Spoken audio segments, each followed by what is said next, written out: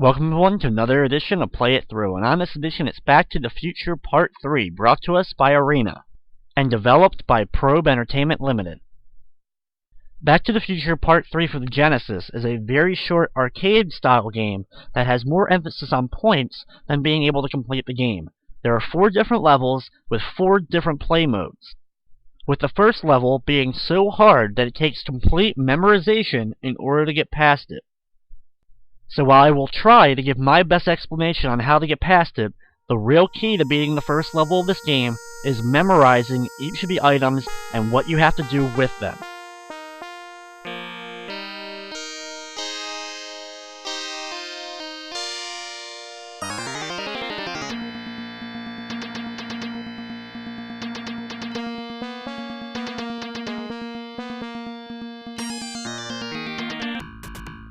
Our first level is to ride on the horse as Doc in order to save Clara. Okay, like I said before, it's complete memorization to get past this. It's just too fast to explain everything going on. You have to duck under the birds that fly from the top, shoot at all the tomahawks that start flying at you, grab the items as you can while riding on the horse, jumping over the gaps as well as jumping over the different perils such as logs. You also have to dunk under the jumping rocks that will bounce over your head, and try to take out the enemies that will come from behind. With the enemies from behind you, duck under, and when they fire their bullet, try to fire one at them. However, if you just keep ducking for a few seconds, after a couple of shots, they will go back off screen, and you'll be able to continue going. You can get knocked off your horse and continue the stage. However, more than likely, if you get knocked off just one time, you won't be able to catch up with Clara and be able to save her.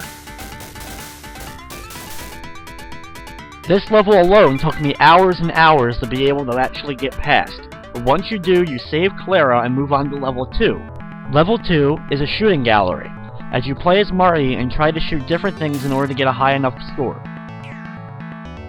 Your real focus and memorization should come of remembering where all the bandits as well as the flying ducks are going to be. Also, take out the different colored ducks at the bottom as they scroll by. And if you can, shoot the bottom ducks when you get an extra chance. But they are worth the least amount of points, so really don't focus on them as much as focusing on the other enemies that are going to be trying to jump up at you. As long as you're getting enough things shot and enough high score, the level will continue.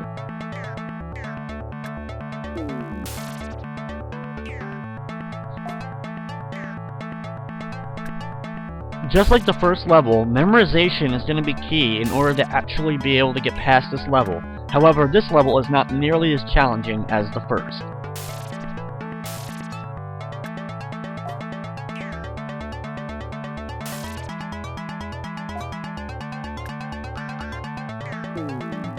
I am not completely positive on exactly how many points or exactly how many objects you have to shoot, but as long as I usually get enough of the bandits and all the colored ducks, I'm usually able to complete the stage.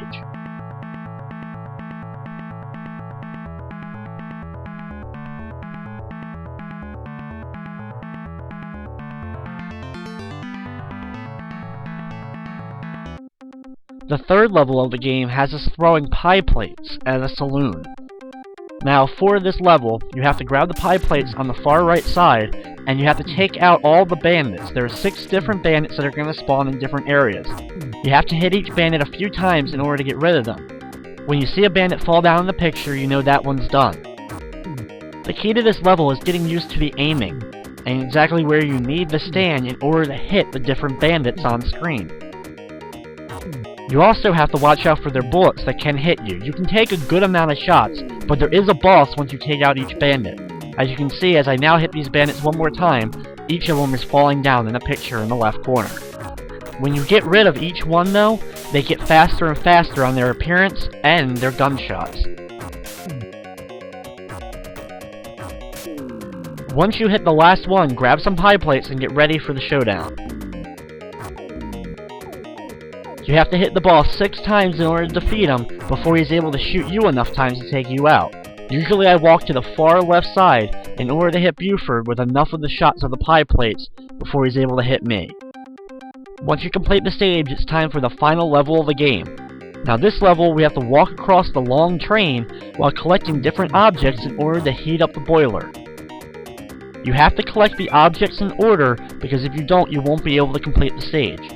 Every time you grab an object and the boiler heats up a little bit more, that colored smoke will then appear at the top and go across screen. Be very careful not to get hit by this or you'll get knocked off the train. However, you can use this to your advantage and take out the other enemies in your path, as well as wait for the right timing on the other objects that fly by you, so you can use those to take out enemies as well.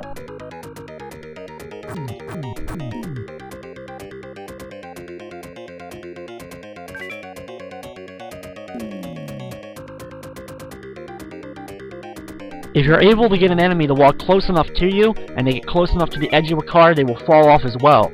So use all these advantages to get rid of the enemies so that you don't have to deal with them, and don't end up getting knocked off the train.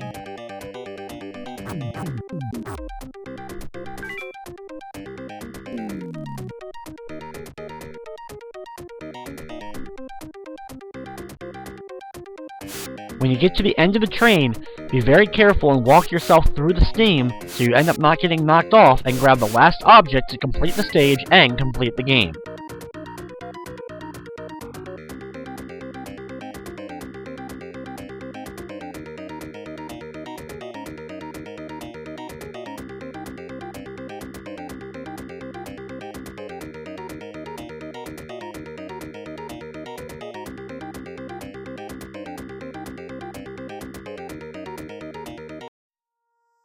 So there you have it, one of the shortest games available on the Sega Genesis.